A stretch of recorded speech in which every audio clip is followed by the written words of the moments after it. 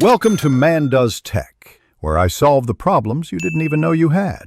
In this video, I will explain how to make kefir grains from raw milk. To begin, you'll need about 1 cup of fresh, raw, unpasteurized milk and a clean, sterilized glass jar. Make sure your milk is at room temperature. You'll also need a breathable cover, like a coffee filter or cheesecloth, and a rubber band to secure it. This initial setup is crucial for successful fermentation. Now, pour your 1 cup of raw milk into the clean glass jar. Do not add any existing kefir grains yet. We are encouraging spontaneous grain formation. Cover the jar with your breathable cloth and secure it tightly with the rubber band. Place the jar in a warm location, ideally between 68 and 75 degrees Fahrenheit, away from direct sunlight.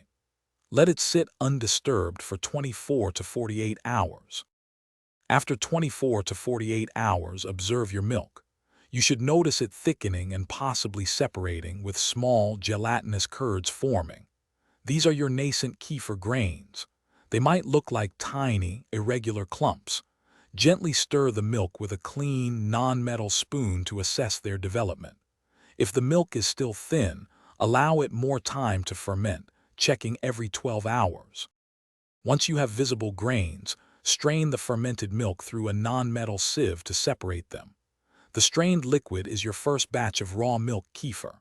Place the collected grains into a new clean jar with fresh raw milk, about 1 cup per 1 tablespoon of grains. Cover and ferment again. Continue this process daily, and your grains will grow and multiply, providing a continuous supply of kefir. Thanks for watching. If you found this helpful, don't forget to like and subscribe.